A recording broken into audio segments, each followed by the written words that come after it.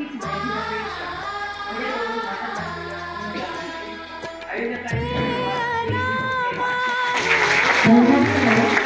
यानंतर सर्व वर्ग शिक्षणाची ओळख करून देते तो काकांना. पाचवीच्या वर्ग शिक्षिका आहेत सौ नलिनी पाटील.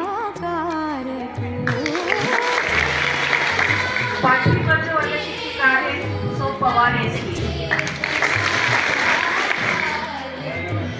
पाचवीचे वर्ग शिक्षक आजारी असल्यामुळे ते उपस्थित राहिलेले जोशी सर.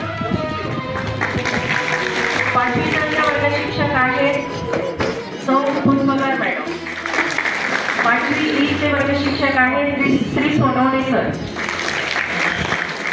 सहावी वर्ग शिक्षक आहेत श्री शेंडगे सर. सहावी ब वर्ग शिक्षिका आहेत सौ वाघमारे मॅडम, श्रीमती वाघमारे मॅडम. सहावी क वर्ग शिक्षक आहेत श्री खताळ सर. सहावी क वर्ग शिक्षक आहेत श्री पाटील पीएस.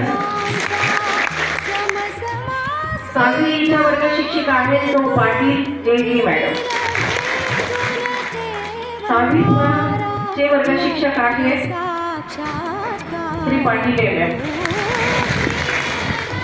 सातवी चे वर्ग शिक्षक आहेत श्री पाटील सौ पाटील एस एस. सातवी प चे वर्ग शिक्षक आहेत श्री पाटील अनिल. सातवी क चे वर्ग शिक्षक आहेत सातवी क चे वर्ग शिक्षक आहेत सातवी ड चे वर्ग शिक्षक आहेत श्री भोर सर. सातवी ई चे वर्ग शिक्षक आहेत श्री गांगुर्डे सर. सातवी क चे वर्ग शिक्षिका आहेत सौ पाटील सर मॅडम. आणि सातवी ब चे वर्ग शिक्षक आहेत श्री मेहता सर. धन्यवाद मॅडम.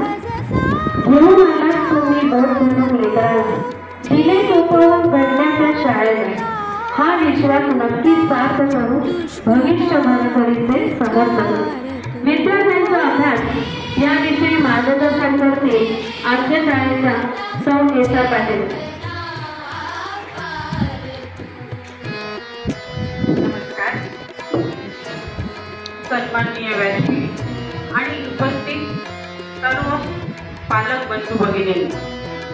मती गेली मती विना नीती गेली, नीती विना गती गेली, गती विना वित्त गेली, वित्त विना चित्र बदले, एवढे अनर्थ एका अविद्येने गेले. असे शिक्षणविषयक विचार महात्मा फुलेंनी सांगितले आहे. उपस्थित पालक बंधू भगिनी, आपल्या शिक्षणाचे महत्त्व पटले आहे म्हणूनच आपण आपल्या लाडक्या मुलाचा प्रवेश चांगल्या शाळेत घेतलेला आहे. पण तेवढे पुरेसे आहे का? विद्यार्थ्यांची गाडी ती शिक्षक व पालक या दोन जागावर आहे.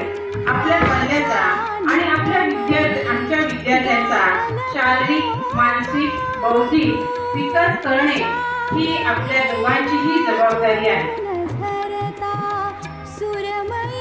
सुरुवातीला तुम्ही कामात राहा, लाडका मुलगा येतो, दप्तर टाकतो असं न करता त्याच्याशी गप्पा मारा, शाळेत आज काय शिकवलं ते विचारा आणि मग तो हळूहळू त्याचं सगळं काही सांगत जाईल. आणि म्हणजे जर तुम्ही त्याच्याजवळ बसा, त्याच्याशी गप्पा मारा, त्यावेळेला तो त्याच्या मनातलं मोकळेपणे सांगत जाईल. त्याचप्रमाणे त्याच्याशी खेळ खेळा. खेळ का खेळायचे? आता लहान मुलं आहेत आपली 5 ते 7ची, तर लुडो, सापशिडी हे गेम तुम्ही ठेवले, बैठे खेळ ठेवले तुम्ही घरामध्ये. सापशिडीद्वारे त्याला प्लस आणि मायनस ह्या ज्या कन्सेप्ट आहेत ह्या त्याच्या चांगल्या लक्षात येतील. म्हणजे खेळातून शिक्षण घ्यायचं आहे. थोडीशी मोठी मुलं झाली तर बुद्धिबळ, कॅरम हे खेळ त्याला खेळायला द्या, जेणेकरून काय मुलगा बसायला शिकेल. एका जागेवर बसणं हे सुद्धा महत्त्वाचं आहे. मुलांची चंचलता थोडीशी खेळाद्वारे कमी होईल. आणि मग हळूच खेळता मग हळूच आपण त्यांना सांगायचं की चल आता आपण अभ्यास करूया. मुलांना खेळायला दिल्यानंतर ते मुलगा अभ्यास करायला लागतो. आणि म्हणजेच अशा प्रकारे आपल्याला अभ्यासाची गोडी लावता येईल. त्याचप्रमाणे तुम्ही अभ्यासाची वेळ आहे ही दररोज निश्चित अशी वेळ ठेवा की टाईम ठेवा. अभ्यास सारखा अभ्यास म्हणजे एक तो वेळ आहे, समजा 6 ते 7 वेळ आहे, तसं 6 ते 7 या वेळामध्ये काम बाजूला ठेवून त्याच्याजवळ बसलं पाहिजे. आणि हे एकच दिवस होणं अपेक्षित नाही, तर उच्च रोग आणि मग आपोआप त्या मुलांना अभ्यासाची सवय लागते.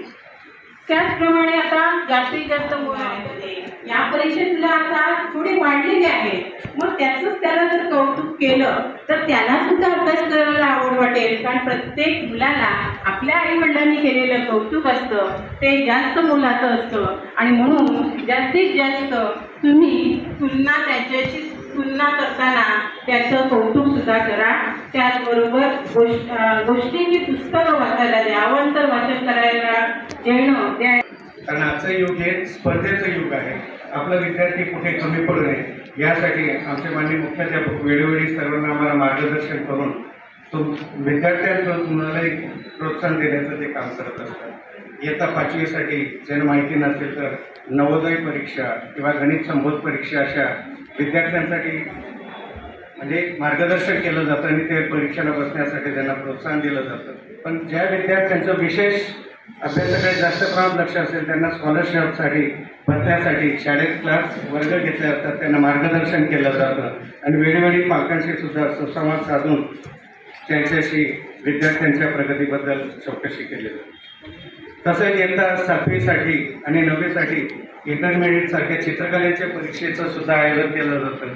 त्यामुळे विद्यार्थ्यांमध्ये असलेले जे सप्तगुण असतील त्या गुणांना वाव मिळते. तसंच इयत्ता 6वी आणि 7वीसाठी आता सांगली शिक्षण संस्थेची एक परीक्षा आहे, तर त्या परीक्षेचे जेवढे योग्य असं फी आहे तेवढे घेऊन विद्यार्थ्यांना साहित्य पुरवलं जातं, मार्गदर्शन केलं जातं. जास्तीत जास्त आपण विद्यार्थी बसवण्याचा प्रयत्न करतो. आमच्या शालेय स्तरावर आणि तालुका स्तरावर विज्ञान प्रदर्शन आणि क्रीडा स्पर्धा सुद्धा इथे भरून विद्यार्थ्यांच्या जे सुप्त गुण असतील यांना भाव दिला जातो. त्यासाठी माननीय मुख्याध्यापकांचे नेहमीच माझी बोलण्याची तयारी काही जास्त झाली नाही, तरी पण माझे विचार मांडते. आता आपण आपल्या विद्यार्थ्यांना किंवा आपल्या मुलांना आपण शाळेत पाठवतो. 12 वाजल्यापासून 5 वाजेपर्यंत आपण सगळी जबाबदारी शिक्षकांना देतो, पण आपली जबाबदारी पण आपल्याला माहिती पाहिजे. तर आता हा मुद्दा आहे की शिक्षकांनी काय अभ्यास दिला तर म्हणजे मोबाईल हा मुलांपासून दूरच ठेवला पाहिजे. कारण आता हल्ली मोबाईलचा पॉझिटिव्ह आणि निगेटिव्ह दोन्ही पण आहे. पण त्यातून मुलं कसं करतात, आता पालक कसं करतात की आता काम आहे तर तू मोबाईल घेऊन बस आणि मी काम करते आणि तू मोबाईल बघ. आणि पण मोबाईलमध्ये असतं काय, मुलं बघतात काय याचा पण विचार आपण केला पाहिजे, आपण बघितलं पाहिजे. कारण मोबाईलमध्ये अतिशय घाण पण दाखवलं जातं, निष्पष्ट बोलते. आणि त्याबद्दल आता मुलं आपली कशी मोठी व्हायला लागलेत आणि पूर्ण लक्ष आपलं त्यांच्याकडे असायला पाहिजे.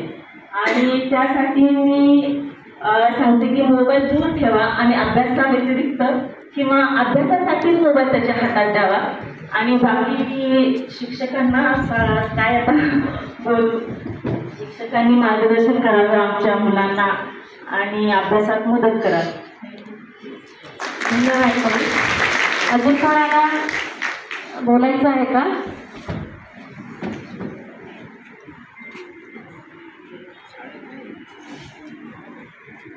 तुम्ही विश्वासानं मानल्याचं बोट आमच्या हाती द्यावं आणि आम्ही त्याचं सोनं करावं. भविष्य तुमच्या घराचं शाळेच्या प्रांगणात साकारावं. यासारखं भाग्य दुसरं कोणतं असावं. आजच्या शिक्षक पालक सहविचार सभा या नियोजित कार्यक्रमाचे अध्यक्ष आपल्या विद्यापीठाचे आधारस्तंभ माननीय प्राचार्य श्री पालवे सर यांना मी विनंती करते शालेय मार्गदर्शन करावे. पुढच्या सर्व वंदनीय पालकांना पुन्हा एकदा माझा मनापासून श्रावणी सोमवारचा नमस्कार. मी का थांबवलूमध्ये बरेच बोलणारे शिक्षक होते आमचे, त्यामध्ये आमच्या पाटील मॅडमनी अभ्यासाविषयी सांगितलं. ही भाषणाची सभा नाही आहे, आम्हाला आमचं तुम्ही ऐकायचं नाही, तर ही सहविचार सभा आहे. म्हणजे तुमच्या मनात काय विचार चालले, तुमच्या मनामध्ये म्हणजे कशाबद्दलचे, मुलांबद्दलचे, अभ्यासाबद्दलचे. आमची काय तयारी आहे याच्याविषयी बोलायचं आहे. ही सभा अशी आहे. नाही तर वर्गात आम्ही हे काय मग सांगतो जसं अभ्यास करा अभ्यास करा आहे. हे तुमच्या मनामध्ये खऱ्या अर्थानं मुलाविषयी पडलेले प्रश्न इथे विचार मांडायचे त्याच्याबद्दल. आणि जर काही अडचण आली असेल त्याच्यामध्ये तर आम्ही आणि तुम्ही दोघांनी मिळून ती सोडवायची. ह्याच्यासाठी ही सविचार सभा आहे. नाहीतर फक्त मग आम्ही कंटिन्यू बोलत राहणार. एक अर्धा कप तुम्हाला चहा देणार, तुम्ही 1.5 तास बसणार, टाळ्या वाजवणार आम्हाला आणि नंतर निघून जाणार. काय मजा नाही त्याच्यामध्ये. ही सविचार सभा होणार नाही. म्हणून अजून कोणाला काही समजा इथे येऊन कोणाला डेअरिंग होत नाही बाबा समोर बोलायची. कधी बोललेलं नसतात पण बोलायचं आहे. त्याने जागेवर उभं राहून बोललं तरी म्हणजे सूचना. हां चालेल घेतो. मी अगोदर मला ज्यांना कोणाला बोलायचं असेल समजा तिला बोलता येत नसेल डेअरिंग होतं तर जिला बोलता येते तिच्या कानात सांगा. ती शिकवतो तर आम्ही सगळे शिकवतो, सगळे पगार घेतो. तुमचे मुलं येतात, पुस्तकं आहे ते शिकवलं जातं आहे आणि शिकवणं आमचं काम आहे. बरोबर ना. अभ्यास करून न घेणं तुमची जबाबदारी आहे का नाही आहे. ह्या सगळ्या गोष्टी चालत पण याच्या पलीकड शाळा काय करते का, याच्या पलीकड विषयाचं काय होतं का, ह्याच्यासाठी खरे परिसंवाद हा. तर त्याच्यासाठी सूचना सांगा. कुणाला बोल कोणीतरी हात वर केला होता. हा काही बोला. खूपच छान शिकवतात. कारण मी रोज त्यांचं प्रत्येक विषयाचं म्हणजे घरी मुलांचं घेते आणि मी स्वतः पण ट्युशन घेते. त्यामुळे मी त्यांचं पण घेते ना घरी अभ्यास. तर मग त्यांचा शिकवण्याची जी पद्धत आहे ती खूप छान आहे. मला खरंच खूप आवडते. पण मला एवढंच म्हणायचं आहे की फक्त जेव्हा ते पोर्शन घेतात का नाही प्रत्येक विषयाचं तर 10-10 शब्द किंवा 20-20 शब्द ते मुलांना जर घरी पाठांतर करायला दिले. कारण कसं मुलं आमच्याकडून शिकत नाही. पण तुम्ही नुसतं सांगितलं ना की बाबा 10 शब्द उद्या पाठ करून या आम्ही टेस्ट घेणार आहे तर ते मुलं पाठ करतात. मग मला एवढंच म्हणायचं की तुम्ही दर म्हणजे विषयाचे टेस्ट घ्या की भलं 2 दिवसांनी घ्या 5 दिवसांनी घ्या पण अशी 10 मार्काची टेस्ट घेतली ना तर मुलं आवडीने अभ्यास करतील आणि ते मुलं शिक्षकांचं जेवढं ऐकतात तेवढं आमचं ऐकत नाही. तुमचा क्लास दिसतो कुठं त्या मुलाला की हे तुम्ही सोडव आणि सोडव त्यांचं ते सोडतच नाही. एवढतात आणि मुलांना सांगतात चेक करायला. मुलं चेक करता म्हणजे आम्हाला मुलांनी मी कधी कधी बघते की चुकीचं मी असतात. कधी त्यांनी लिहिलं आहे की नाही आम्हाला काहीच कळतं. दुसरं म्हणजे मुलांनी आता तुम्ही ज्या मी सांगितलं टेस्ट घ्या ना तुम्ही एक धडा शिकवा 4 प्रश्न घ्या विचारा कुठल्याही मुलाला कुठे आज तू पाठांतर केलेस का म्हणजे त्यांना हे होईल ना पाठांतराची सवय लागेल. मुलं करतच नाही. आम्ही कितीही सांगितलं ना तर करतच नाही. मग तेव्हा तुम्ही जरा भीती दाखवायची. आमच्यापेक्षा तुमची भीती दाखवायची. मग तुम्ही दाखवायचं की मी करायलाच पाहिजे आणि ते केलंच पाहिजे.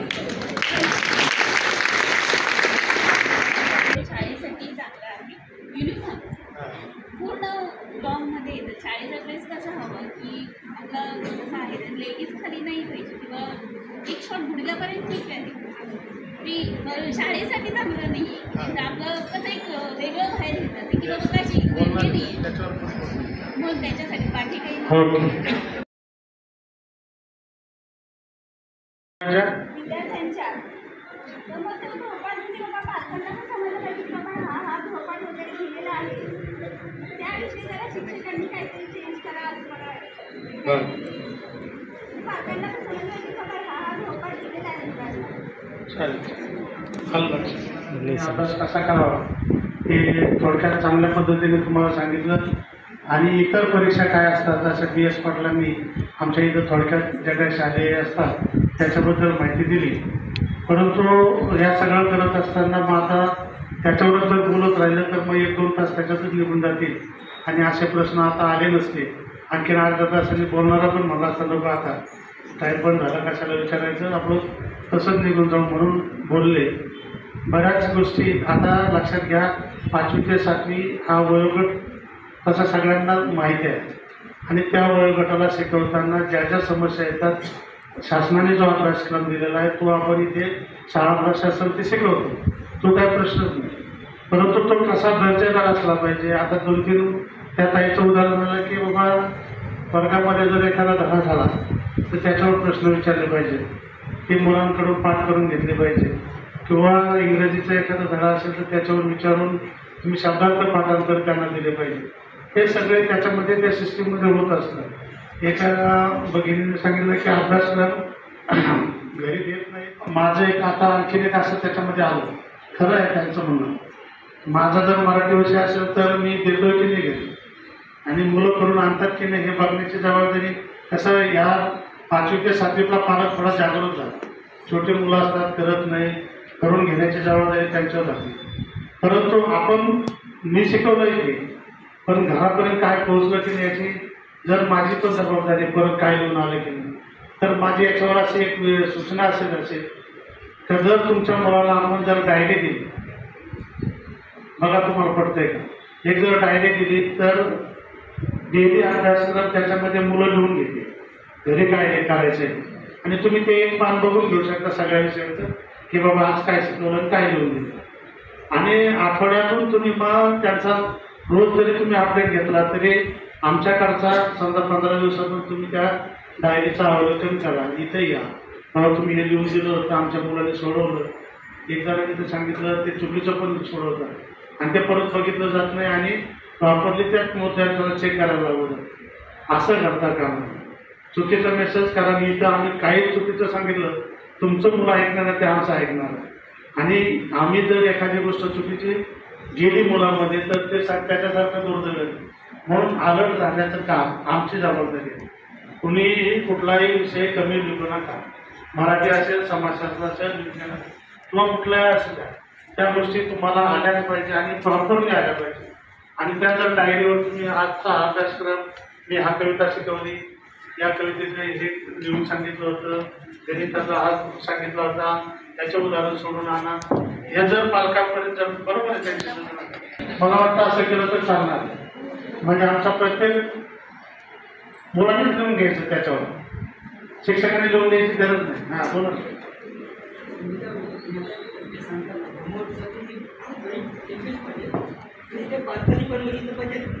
शिक्षकांना तेच सांगतो. हां, म्हणजे प्रॉब्लेम कसा, आपण शिक्षकांना दोष द्यायचा नाही, हां, तो पण पालकांना पण समजलं त्याच्यासाठीच आहे. हां, म्हणजे आता त्यांचं म्हणणं बरोबर आहे पालकाचं. काय केलं तर आम्हाला कळलं नाही तर आम्ही कसं चेक करणार. म्हणून ती जर डायरी दिली, डायरी जर लिहून गेलं, त्यांनीच लिहून घेतलं, किंवा शिक्षकांनी सांगितलं आज हे लिहून घ्या डायरी, तुमच्या ह्या विषयाचं हे लिहून आणायचं, तर घरी पालक बघेल ना. दोष देण्याचा प्रश्नच नाही, पण हे सुधारणा आहे आपल्याला. दोघां ठिकाणी प्रत्येक समजा वेळ थोडासा पालकांकडे ह्या मुलांसाठी द्या. हे मुलं मला वाटतं आपल्याकडे जर ग्रामीण भागामध्ये असेल तर बोरीचं झाड असतं, माहिती ना, बोरीचं झाड, बोर माहिती ना सगळ्यांना, बोर त्याच्याला काटे नसतात, काटे. आणि जर ती छोटी असेल ना, छोटी बोर झालेली, आणि जर तिला आपण जर चांगला आकार दिला ना तर ते आपण पाहिजे तसं तिला आपण आकार देऊ शकतो, का तिचे काटे आपल्याला टोचत नाही. पण ती जर आपण त्याचा विचार केला, नंतर आपण मोठी झाल्यानंतर तिला आपण आकार देऊ, तर आपण हात लावायला गेलो तर काय होतं, देता येईल आकार. ही मुलं तशी आहे. मुलांना जर आपण ह्या वयातच जर चांगल्या प्रकारे आकार दिला तर आपण हवं तसं त्यांच्याकडून करून घेऊन त्यांना डेव्हलप करू शकतो. एकदा की पुढे गेली की आपलं ऐकलं आणि आपलं सुद्धा आपण सांगून सुद्धा उपयोग होत. म्हणून हे काम आमचं आहे.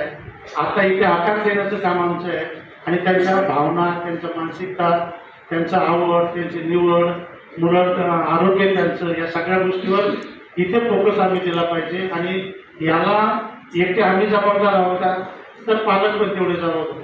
तुम्ही आणि आम्ही जर सारखे जागृत राहिलो या 2-3 वर्ष, तर मला वाटतं 9वी 10वीला त्यांच्याकडे लक्ष द्यायची गरज भासणार नाही. म्हणजे याचा अर्थ दुर्लक्ष नाही, परंतु ते सेल्फ तयार होते, असे स्वतः तयार होते. त्यांना कळेल आपण अभ्यास केला पाहिजे, कसा केला पाहिजे, कधी खेळलं पाहिजे, किती मोबाईल बघितला पाहिजे, कोणत्या विषयाला किती वेटेज दिली, या सगळ्या गोष्टीची इथंच चांगली जर करून चांगली दिली तर मला वाटतं आपण चांगल्या पद्धतीने मुलांना घडवू. आणि त्याच पद्धतीचा कार्यक्रम आपण इयत्ता 5वी ते 7वीच्या सर्व विषयांसाठी घेऊ. आता बरेचसे आमच्या इथे शिकवण्याला सगळेच अनुभवी, सगळे तज्ज्ञ शिक्षक आहेत, त्याच्याबद्दल कुठल्याही प्रकारची शंका नाही. परंतु शिकवणं जे पुस्तकातून शिकवतो, मी नेहमी सांगतो आमच्या मीटिंगमध्ये, पुस्तक शिकवणं हे आमचं काम आहे. जर शिकवलं नाही तर आम्हाला पगार मिळणार नाही, बरोबर आहे की नाही. आणि जर शिकवतो तर त्याचा पगार घेतो. परंतु माझी अशी अपेक्षा असते, मी जर एखादा गणिताचे संबोध त्याच्यामध्ये शिकवत असेल तर त्याच्या हे पुस्तक सोडून आणखीन उदाहरणं तुम्ही दुसरे किती देता, बाहेरून किती तुम्हाला त्यांना मटेरियल देता येतं. प्रत्येक विषयाचा असेल, समाजशास्त्राचा एखादा म्हणजे विषय असेल इतिहासाचा, आणि ते फक्त तेवढं वाचून दिलं, ते सांगितलं, त्याचं माहिती सांगितली, शब्दार्थ सांगितलं, झालं असं मला अपेक्षित नाही. मला काय अपेक्षित, त्या धड्या रिलेटेड म्हणजे त्याच्या संबंधित आणखी जगामध्ये बाजारामध्ये खूप काही मटेरियल आहे, ते आमच्या मुलांना कसं दिलं जाईल, आणि ती नोट्स आपल्याकडे पाहिजे, आणि तेवढ्या ताकदीने त्यांना दिलं पाहिजे, तेवढ्या आनंदाने त्यांना दिलं पाहिजे, आणि तेवढ्या हसत खेळत त्यांना करून किंवा बळजबरीने किंवा प्रेस करून काही नाही, त्यांना हसत खेळत घ्या. मुलं आनंदाने उड्या मारत करतात. फक्त त्यांना शाबास पडलं पाहिजे, त्यांना चुकलं तरी समजावून सांगितलं पाहिजे, अरे बाबा हे असं असं झालेलं आहे, असं केलं तर चांगलं होईल, चुकलं म्हणून सांगायचं नाही. हे असं झालं आपल्या लक्षात आली ना चूक की त्याला म्हणजे एक मूर्ख आहे का तू, तुला काय कळतं की नाही, तू करत नाही असं म्हणायचं. तर हे बाबा आपले चूक लक्षात आल्यानंतर बाबा हे जर असं केलं तर असं ते चांगलं झालं असतं, त्याला सोडवून टाका, त्याच्यात आनंद वाटेल. पण त्याला तिची चूक कळेल की बाबा आपलं हे चुकलं होतं, याच्यापेक्षा हे चांगलं आहे. या गोष्टी ज्यावेळेस आपण हसत खेळत मुलांपर्यंत जाऊन त्यावेळेस मला वाटतं ते आनंददायी शिक्षण या ठिकाणी होईल. आणि अशा पद्धतीने केलं तर आपली मुलं खूप तयार होतील. मला सांगा, इंग्रजीपेक्षाही आपला हा मराठी माध्यमाचे आज बघा सगळ्यात अजून लोकांना कळत नाही. लोकांचे जसे की शाळेत जाऊ ते इंग्लिश मिडियम, जाऊ त्याचा काळ मिळाला, जाऊ त्या CBSE ला, आणि मग 5-7 वर्षाच्या कालामध्ये गेल्यानंतर याला फक्त पैसाच असतो, याच्याकडे डोक्याचा भाग म्हणजे त्या अभ्यासाच्या बाबतीत फार कमी असतो. आणि जे 5-6 वर्ष गृहिणी त्याच्याकडे लक्ष देते, किती समज एखादी गोष्ट पूर्ण करते, त्यावेळेस पाठांतराची फार कमी गरज लागते. मग त्याच्यात फार कमी पर्सेंटेजमध्ये त्याला पाठांतरित, पण पूर्ण तो धड्याचा संकल्पना त्याचा सारांश आमच्याकडून जर मुलांपर्यंत गेला तर आपण कोणत्या विभागात प्रदेशात राहतो, आपण कोणत्या स्वाभाविक विभागामध्ये राहतो, आपल्या बाजूला कोणते लोक राहतात, आपल्या बाजूला कोणते जिल्हे आहेत, आपल्या महाराष्ट्राच्या बाजूला कोणते राज्य आहेत, हे जर त्याला नॉलेज 10वीपर्यंत नसेल, निस्तत पाठांतर, निस्तत विषय, मार्क 1+99, 91+ मार्क आणि आरक्षण भरवतो की नाही. आपल्याला एवढंच माहिती आहे की आपल्या शाळेमध्ये विज्ञान प्रदर्शन असतं, एवढंच माहिती आहे ना संकल्पना. पण आम्ही एक प्रयोग नवीन चालू केला यावर्षी, सगळ्या प्रदर्शन भरायचं. मराठी विषयाचं असेल ना तर 5वी ते 10वी मराठी विषयाचं सगळं प्रदर्शन. मुलांना काय सुचलं, एखादी कविता लिही, कोणाचा न आवडणारा एखादा लेख लिहू ना, किंवा आणखीन काय त्याला वाटलं तर सगळं प्रदर्शन आम्ही इथे लावणार आहोत. आणि आमचे पण काही संकल्पना त्या विषयाच्या असणार आहेत. असं मराठीचं असेल, हिंदीचं असेल, इंग्रजीचं असेल, समाजशास्त्राचं असेल आणि गणिताचं सुद्धा असणार आहे. या सगळ्या विषयाचे प्रदर्शन आम्ही आमच्या लेवलवर करणार. आणि ते एक चांगला उपक्रम मला वाटतं तुमच्या माध्यमातून तुम्हाला ही कल्पना असावी, ही शाळा हे उपक्रम असे चालू करते. त्याचबरोबर आणखीन एक मला हे अभ्यासक्रम सोडून मी सगळं बोलतो की आपल्याकडे खरोखर मुलांचं टॅलेंट खूप आहे, मुलं खूप शार्प आहेत. कारण तुमच्यावरूनच कळतं, तुम्ही एवढं जर शांतते आणि शार्प इथं बसला तर मुलं नक्कीच ते शार्प आहेत. तर त्यांना आणखीन चालना देण्यासाठी माझं मत असं आहे, तुम्हाला पडतं की बघा MPSC UPSC आता तुम्ही ऐकून आहात, माहिती आहे की नाही, उद्या स्पर्धेचं युग आहे, सगळ्या स्पर्धा आहेत. कुठेही जा, CAT असेल, नीट असेल, JEE असेल, राज्याला लेवलला किंवा नॅशनलला आपल्याला कॉम्पिटिशनला उतरवलं. स्पर्धा परीक्षा काय असते ही जर ह्या वयात मुलांना कळली तर मला वाटतं त्यांना पुढं जाऊन फार सोपं जाईल त्यांचं करिअर निवडण्यासाठी. कुठं जायचं, मला कुठं काय करायचं, आणि हे आमच्या शाळेत झालं होतं, या पद्धतीने गेलो तर फायदा होईल. म्हणून माझ्या मनामध्ये एक असं आहे की आमच्याच शाळा स्तरावरती एक मराठी मीडियमचे म्हणजे 5वी ते 7वी हा गट वेगळा आणि 9वी 10वीचा गट वेगळा, एक कॉम्पिटिटिव्ह एक्झाम घ्यायची. म्हणजे तिथेच प्रश्न तिथंच उत्तर, किंवा टिक मार्कची जरी असेल तरी त्याच्या निमित्ताने तरी मुलं थोडंफार इकडं तिकडं बाहेरचा अभ्यासक्रम किंवा शोधतील, बघतील, करतील, आणि ते एक वेगळा आनंद त्यांना मिळाले. मी एक स्पर्धा परीक्षा शाळेमध्ये दिली, काय त्याच्यामध्ये बक्षीस नाही, काय नाही. जो कोण पहिला, दुसरा, तिसरा येईल त्याला आपण ठराविक पालकाच्या समोर घेऊन पुढं काय त्याला म्हणजे बाकीच्याला प्रेरणा मिळावी म्हणून तो एक आपण प्रमाणपत्र देऊन त्याचा स्वागत सत्कार केला तर चालेल का, मी हे बोललेलो. अरे हो तर म्हणा, काय नका, हा एक उपक्रम चालू करू आपण. आणि त्याचबरोबर शाळाबाह्य परीक्षा आहेत, स्कॉलरशिपला गेल्या वर्षी बाहेर बोर्ड बघा आपली म्हणजे खऱ्या अर्थानं तसं ते नगण्यच आहे, कारण विद्यार्थी खूप आहेत. तर मला वाटतं त्या कोपऱ्यापासून तर ह्या कोपऱ्यापर्यंतची भिंत सगळी स्कॉलरशिपने भरायला पाहिजे. त्यावेळेस माझं समाधान होईल की एवढी मुलं आमचे पात्र झाले. एक बोर्ड लावून चालणार नाही, तर आम्हाला आणखीन बोर्ड लावण्याची संधी तुमच्यामार्फत आणि तुम्ही आम्ही मिळून स्कॉलरशिपमध्ये घ्यायची. कारण येण्याला किती 6,000 रुपये 12,000 रुपये मिळतात, 4 वर्ष मिळतात 12,000 रुपये. मग त्या स्पर्धा परीक्षांसाठी आम्ही काय प्रयत्न करायचे, आपण मिळून त्याच्यामध्ये आणखीन काय द्यायचं का मुलांना, जास्तीत जास्त कसे बसतील आणि त्याची थोडीफार फी असते भरा ना. काय आम्ही जास्त कधी पैसे मागितलेत का तुम्हाला फी सोडून? द्या 10 रुपये, द्या 5 रुपये, द्या 20 रुपये, आणा 25 रुपये, असं कधी केलं आहे का? एकदा फी भरली, आम्ही काय मागत नाही. परत मुलांच्या हितासाठी जर करायचं असेल तर त्यांना पण म्हटलं पाहिजे ना, या स्पर्धा परीक्षेसाठी किंवा या स्कॉलरशिपसाठी आम्ही पैसे दिले, आम्ही बसलो पाहिजे याच्यामध्ये. आणि ही जाणीवीसाठी थोडी कार्यक्रम असेल ती पालकाकडून यावी अशी एक अपेक्षा आहे आणि तशा करण्याचा आमचा प्रयत्न या ठिकाणी राहील. अशा बाह्य परीक्षा सरांनी सांगितलं 7वीला परत चित्रकला स्पर्धा पण असते, ती पण आमच्याकडे इकडे घेतली जातं. मोठं सेंटर आहे, मला वाटतं 3,000 विद्यार्थी या सेंटरला बसतात. 7वी आणि पुढचं कोणतं 8वी 5वी 8वी पण असते. याच्या इंटरग्रेट आणि इंटरमिजिएट असे काही 2 परीक्षा होतात. त्या दोन्ही परीक्षेला दररोज 3,000 आपले मुलं पण 1,000च्या आसपास बसतात आणि बाहेरचे पण 1-2 हजार मुलं इथे येतात. 3,000चं सेंटर आहे. म्हणजे मला इथं काम करताना खूप आनंद होतो. माझ्यापुढे तुम्ही कधीच नसतात. माझ्यापुढे कोणता घटक असतो, माझी छोटी मुलं, ही छोटी छोटी फुलं, आणि त्यांना कसं डेव्हलप करायचं, त्यांना आम्ही आमच्याकडून किती देता येईल, किती भरवता येईल, जेणेकरून आमची मुलं बाहेर जाऊन आमचंच नाव पुढं मोठं करतील. आणि ज्यांच्यासाठी तुम्ही इथे बसलात, तुम्ही कशासाठी बसला? आम्ही बोलवलं म्हणून नाही बसला, आमची मेसेज दिला म्हणून तुम्ही बसला नाही. तर ज्यांच्यासाठी आयुष्यभर तुम्हाला करायचं आहे, ज्यांच्या जीवावर तुम्हाला पुढे जाऊन स्वप्न बघायचे, त्या घटकासाठी तुम्ही इथे आला, बरोबर आहे की नाही? आणि मग त्यांच्यासाठी थोडासा वेळ द्या, त्यांच्यासाठी तुम्ही जपा. काम तर करायचंच आहे, आपल्याला प्रपंच तर करायचंच आहे, पण त्याच्याबरोबर ह्या भावनिक गोष्टी मुलांच्या जपल्या पाहिजेत. मुलांचं बालमानसशास्त्र तुम्हाला कळलं पाहिजे आणि ज्याला कळणार नाही त्यांनी आमच्याकडे या. मुलांना म्हणजे काय होतं नाही माहिती राहत सगळ्या गोष्टी. जर काही शंका असेल, काही प्रॉब्लेम असतील, मुलगा घरी कधीच कोणाचं, घरचा डॉक्टर सगळ्यामध्ये जगाची म्हण आहे. घरातला डॉक्टर आपल्याला कधी कामं येत, ज्यावेळेस दुसरा सांगेल ना त्याच वेळेस ते लगेच मग म्हणतो हा ते पाण्याचं इंजेक्शन दिलं तरी चालतं, पण ते दुसऱ्याने दिलं. पण मग असं जर केलं तर असं केलं तर मला वाटतं बरं राहील. आणि या पद्धतीने आपण जर केलं तर नक्कीच आपले मुलं यात मला 5वीतच तयार करायचं. 9वीत आल्यानंतर 6वीत आल्यानंतर मुलाला काही तर आम्ही ज्यावेळेस शिक्षक गेले आमचे जे तालुका पंचायत समितीमध्ये रिक्षा करावी लागली, एवढी प्रमाणपत्र आहे. मुलांना तेवढं बरं वाटतं, अरे मी या भागात मी घेतला होता भाग.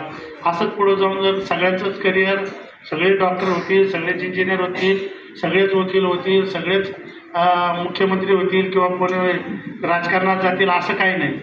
परंतु एकच अपेक्षा आहे की 10वी नंतर 12वी नंतर त्यांनी त्याच्या करिअरमध्ये इथं दिलेलं सगळं सुधागरने दिलेलं जेवढी शिदोरी आहे त्याला त्याच्या आयुष्यात पुरली पाहिजे, की जेणेकरून भविष्यात तुम्हाला तुमचं प्रपंच तुम्हाला तुमच्याकडे त्याने बघावं.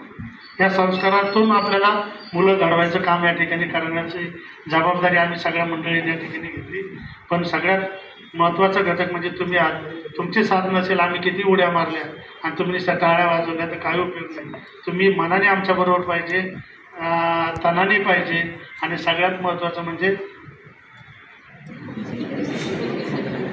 धनाने पण पाहिजे. धन म्हणजे काय, तुम्ही कमवलेलं सगळं द्या असं नाही. आम्ही जी ठरवून दिलेली जी काय वर्षभरातली फी आहे, परीक्षा फीच मागतो आपण, आणि ती पण घ्यायचा अधिकार नाही हे पण सांगतो.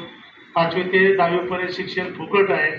कोणी जर म्हटलं तर तुम्हाला काय अधिकार आहे, आम्हाला 1 रुपया घ्यायचं केलं तर मग ही पिढी मात्र आम्ही त्याच पद्धतीने जाईल याची भीतीच आम्हाला जास्त वाटते. म्हणून बाकीच्या कुठल्याही गोष्टीला शासन देत नाही. हे चालवतं याचं वीज बिल पण देत नाही, पंखे रिपेअर करायला देत नाही, किंवा क्रीडांगण दुरुस्त कुठल्याच प्रश्नाला देत नाही. मग हे सगळं तुमच्या लोकवर्गणीतून आम्ही हे सगळं उभा करतो. आणि मला वाटतं हे वातावरण इथं शिकायला आल्यानंतर पालक फ्रेश दिसले पाहिजे. तुम्ही बघितला असाल परिसर पण, मागचा परिसर पण माहिती आहे आणि आताचा पण परिसर, ही सुरुवात आहे. इथे आल्यानंतर जर वातावरण चांगलं नसेल तर दिवसभर नुसतं शिकून काय फायदा. दिवसभर घामाने आपला तो रुमाल काढतो, पुसतो, इकडे फॅन बंद आहेत, लाईट दिसत नाही, काळोखात बसलेला आहे आणि आम्ही आपलं शाळा चालवणं मला तरी ते योग्य वाटत नाही. याच्यासाठी मी तुमच्याशी नक्की भांडेन. आम्हाला कमी पडलं तर त्याची जबाबदारी माझी राहील. आता बघा बाथरूमची समस्या पहिल्यापासून होती, बिल्डिंग बांधल्यापासून आता तर थोडीशी जास्त वाढलेली आहे. त्याचं नियोजन संस्थेने केलेलं आहे. 1.5 कोटीचा प्लॅन मी स्वतः संस्थेकडून दिलेला आहे की तिन्ही बाथरूम तुमच्या घरात नसतील, तुमच्या कॉर्पोरेटला नसतील, अशा पद्धतीचं करण्याची जबाबदारी मी घेतलेली. आता तुम्ही विचार करा, तुमचा 1000 रुपये आणि 1.5 कोटीचा पुढं संबंध लागतो का? पण थेबे थेबे तळे साचे, त्याच्या दृष्टीकोन बाकी मेंटेनन्सला जरी आमचे तुमचे पैसे मिळाले तर आम्हाला बरं वाटेल. आता मला वाटतं मी कमी बोललेलं बरं, कारण घरचे किचनच्या आवाज इथेपर्यंत यायला लागले आणि त्याच्यामुळं कमी व्हायला लागली संख्या. हां, आता पाण्याची समस्या, घरातून पाणी बॉटल द्यायची मुलांना गरज नाही, एखाद्या बॉटल दिली तरी चालेल. मी इथं आणि त्या बिल्डिंगला दोन्हीही तुमच्यासारखा एक पालक इथून शिकून गेलेला, हैदराबादला हिंदी माध्यमाचा होता, त्यांनी मला सांगितलं. इथं आल्यानंतर त्याने सांगितलं, सर हे मुळे देख के बहुत खुशी होईल. म्हटलं मग काय करू, तुला आनंद झाला तर मी काय करू? नाही, मला एक दाखला पाहिजे होता, तेवढा दाखला द्या, पण मला शाळेसाठी काहीतरी करायचं आहे. मी म्हटलं हा काय देणार आहे? तर तो गेल्यानंतर त्याने मला कार्ड दिलं आणि तुमच्या माहितीसाठी सांगतो, त्याने मला 4 फोन केले, सर आप मागता नाही, आप मागता नाही. तर मी म्हटलं दे बाबा. तर त्यांनी 40,000 रुपये मला पाठवले आणि 1.5 लाखाचं प्युरिफाय आम्ही टाकून तिकडे प्युरिफाय आणि इकडं प्युरिफाय. आजही आता जाऊन बघा, वरती मास्टर प्युरिफायचा टँक लावलेला आहे आणि 3 मजल्यावर त्याचे टॅब आणलेले आहेत. आम्ही सुद्धा ते पाणी पितो. एवढं स्वच्छ आणि सुंदर पाणी आम्ही मुलांना देण्याचा या ठिकाणी प्रयत्न केला. आणि आरोग्य धनसंपदा, जर आरोग्य बिघडले तर काय मजा येणार नाही. म्हणून आणखी शालेय पोषणार्थ तर मी स्वतः मागून खातो, जर इथे आला तर मी पण खातो, एवढा सुंदर दिला जातो. अशा सगळ्याच गोष्टीने मला वाटतं सर्व संपन्न म्हणता येणार नाही, पण त्या मार्गावरची आमची